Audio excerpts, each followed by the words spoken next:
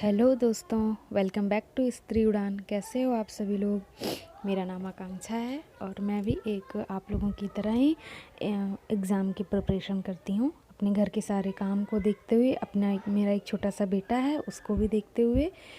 तो बस आज के साथ दिन की शुरुआत हो गई थी। जिनको अपने ऑफ़िस जाना था वो लोग ऑफ़िस, और मेरा बच्चा स्कूल जा चुका है। उसके बाद मैंने किचन की सफाई कर ली थी। सुबह का टाइम इतना ज़्यादा भागा दौड़ी वाला होता है ना कि मैं वीडियो शूट कर नहीं पाती हूँ। अब इसके बाद मैं डस्टिंग में लग गई थी। डस्टिंग का काम करते करते मैंने अपनी वीडियो की स्टार्टिंग करी है। और बस इसके साथ चलिए, लोग कहते हैं ना कि टाइम देखने में लगता है कि टाइम बहुत ज़्यादा है हमारे पास, पर वक्त कब निकल जाता है ये निकलने के बाद पता ही नहीं लगता। अब जैसे कि हमने ये सोचा था कि हमारे पास आर ओ के लिए कम से कम, तो मैंने ये देखा था जब कि मेरे पास 2 महीने हैं, क्योंकि उसके पहले मैं किसी और एग्ज़ाम की प्रिपरेशन कर रही थी तो उसमें लगी हुई थी। पर देखते देखते देखते देखते दिन इतनी जल्दी पंख उड़ा के उड़ गया कि अब हमारे पास बस 2 दिन बचे हैं 2 महीने के जगह पे।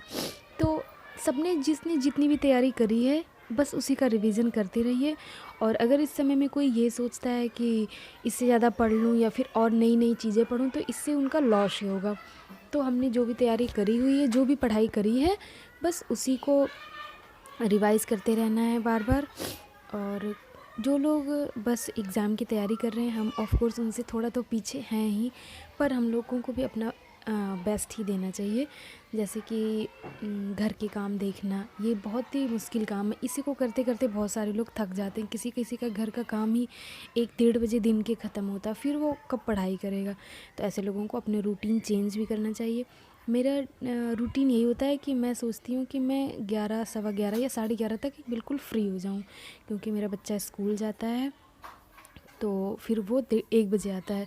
तो मेरा फर्स्ट स्लॉट तो इस समय में यही रहता है कि 11:30 से 1 बजे तक का।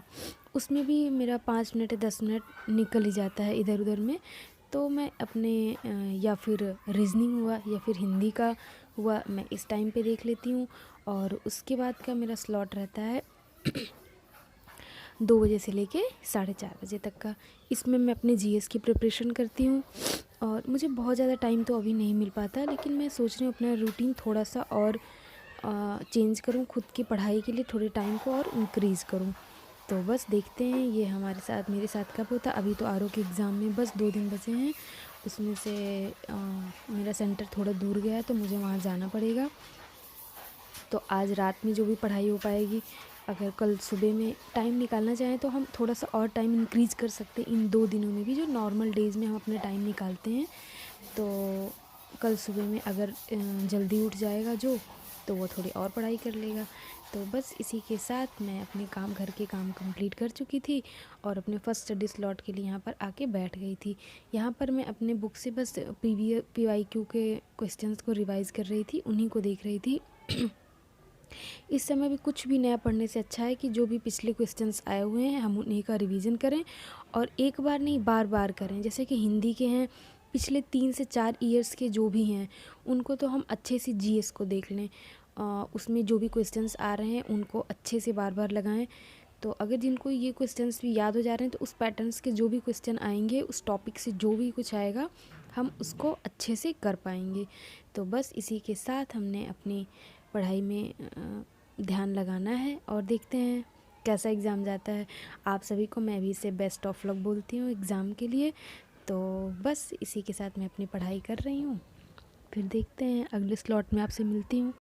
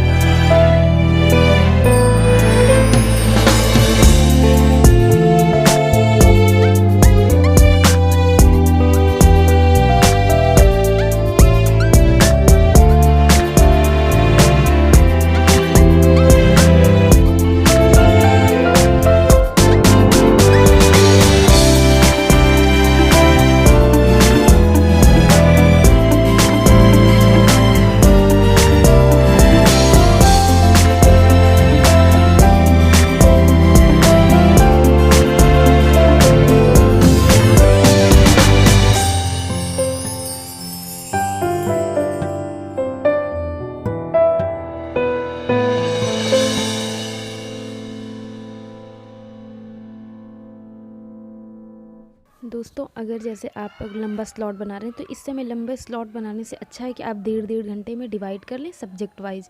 तो उनको अगर रिवाइज़ करेंगे तो आपको ज़्यादा बेनिफिट मिलेगा, क्योंकि इस समय आपका माइंड ना डबल स्पीड से काम कर रहा है। और क्योंकि हमको एग्ज़ाम का प्रेशर अभी से फील कर सकते हैं आप, क्योंकि जो थोड़ा सा पढ़ना चाह रहा था, ये जिनने भी पहले थोड़ी पढ़ाई करी है उनके लिए तो यही है कि वो अपने स्लॉट को थोड़ा सा छोटा करें। मतलब ऐसा भी नहीं कि आधे घंटा का कर लीजिए आप, उसमें आप एक दो वीडियो ढूंढिए। अगर जिसके पास प्रॉपर सोर्स नहीं है वो पहले चेक करते हैं कि कहाँ से आपको सही लग रहा है, फिर वहाँ से पढ़ते हैं। तो बस इन्हीं सब के साथ मैंने भी अपनी पढ़ाई करी। मैं 1.5 घंटे में अपने स्लॉट को डिवाइड कर लेती हूँ।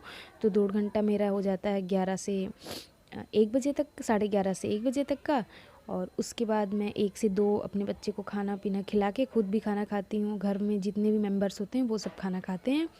और बस उसके बाद फिर से मेरा नेक्स्ट स्टडी स्लॉट स्टार्ट होता है, जो कि रहता है 2 से 4:30, पौने 5, या कभी कभी मैं 5 बजे लास्ट तक भी पढ़ाई कर लेती हूँ। उसके बाद फिर से घर के सारे काम स्टार्ट हो जाते हैं। तो ये आप लोगों को पता ही होगा कि जहाँ पे घर में और भी लोग हैं, फैमिली साथ में जॉइंट फैमिली रहती है, वहाँ पे तो थोड़ा सा और भी मुश्किल होता है टाइम निकालना। जैसे तो जो लोग अभी न्यूक्लियर फैमिली में रह रहे हैं उनको बेनिफिट मिलता है कहीं ना कहीं। हर चीज़ों के लॉस भी होते हैं और उनका बेनिफिट भी होता है। अब जैसे पढ़ाई में जो लोग हैं वो कर सकते हैं, और इन जो जॉइंट फैमिली उनको थोड़ी सी मुश्किल आती है। और अगर फैमिली वाले सही हैं, सपोर्टिव हैं, तब तो फिर इसको भी सॉल्व किया जा सकता है। तो बस यहाँ पर देखिए, मैंने दोपहर के खाना खाया था जब लंच का, तो वो बर्तन वॉश नहीं करे थे। अब शाम के 5:15 बज गए थे, तो मैं आ गई थी अपनी किचन में बर्तन वॉश करने। अब इसके बाद मैं बनाऊंगी चाय मैं और मम्मी चाय पियेंगे, और मेरा बेटा थोड़ी देर में चला जाएगा खेलने के लिए। और यहाँ पे इसके बाद से मुझे टाइम मिलता है रात के 10:30 10:15 तक मैं फ्री होती हूँ। तो फिर कभी कभी 11 11:15 या अगर सुबह तो मोस्टली मैं कभी नहीं उठ पाती हूँ। मैं रात में अगर लेट नाइट में पढ़ पा रही हूँ तो पढ़ लेती हूँ, वरना मेरा दिन में जो टाइम है मेरी पढ़ाई उसी में होती है। तो आप लोग भी एंड टाइम में अपनी तबीयत का ख्याल रखिए और रिवीजन करते रहिए। नई चीज़ों को बिल्कुल भी इस समय आप ध्यान मत दीजिए कि मैंने ये मत बिल्कुल भी मत सोचिए कि मैंने ये नहीं पढ़ा वो नहीं पढ़ा। आपने जो भी पढ़ा है बस उसी को रिवाइज़ करते रहिए बार बार। तो देखिएगा उसी से आपको नई चीज़ें पढ़ने से ज़्यादा बेनिफिट मिलेगा। तो यही 3-4 इस समय हैं एडवाइस आपके लिए, जो मैं ऐसा नहीं है कि मैं आपको दे रही हूँ एडवाइस, जो मैं खुद के साथ कर रही हूँ। बस मैं आपको भी यही बता रही हूँ कि अगर हम इस समय में ये रिवीजन करेंगे ज़्यादा अच्छे से तो वही हमारे लिए बहुत अच्छा होगा। बस इसी के साथ मैं आज की वीडियो ब्लॉग को यहीं पर एंड करती हूँ। मिलेंगे कल नए वीडियो के साथ, और फिर कुछ नई बातों के साथ, नए रिवीजन के साथ। तब तक आप लोग अपना ध्यान रखिए, रिवीजन करते रहिए, और अपने फैमिली का भी ध्यान रखिए। सबसे मोस्ट इम्पॉर्टेंट इस समय कि अपनी तबीयत का बहुत ज़्यादा ध्यान रखिए, क्योंकि कोल्ड वगैरह जिसको भी हो रहा हो 3-4 दिन से ज़्यादा निकल जा रहा है, और बस इतने दिन में हमारा एग्ज़ाम है। तो इस समय बिल्कुल भी तबीयत का ख़राब होने का चांस ही मत लेकर आइएगा। जैसे कि कुछ लोग इस समय ठंडा आइसक्रीम अगर कुछ भी खा लेते हैं तो उनको पकड़ लेता है। तो ये सारी चीज़ें आप एडवाइस करिए। और बस इसी के साथ मिलती हूँ कल। Bye bye, take care. आप सभी अपना ध्यान रखिएगा।